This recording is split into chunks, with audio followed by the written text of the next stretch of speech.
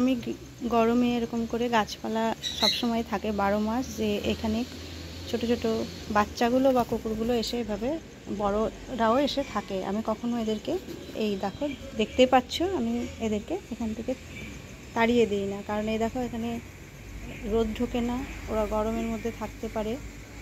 এইভাবে ওদের জন্য একটু ব্যবস্থা করেছি আমি, এর জন্য এই ঝোপঝাড়গুলো কাটি না।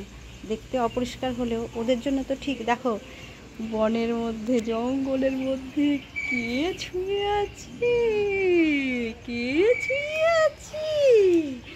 কালি,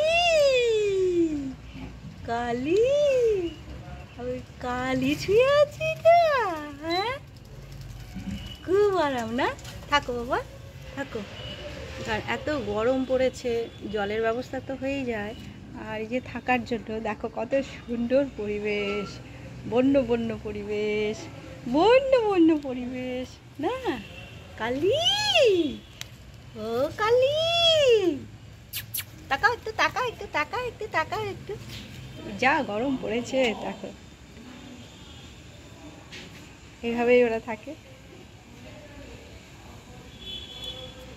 আর ওদিকে গেট খুলে দেওয়া হয় পাশেই, যে গলিতে, যে ওরা যদি থাকার ইচ্ছা হয়, ছাওয়া, একদম ছাওয়া থাকে এরকম, এই গলিতে ওদের থাকার ব্যবস্থা করা হয়, যে এসে যখন ইচ্ছা থাকবে।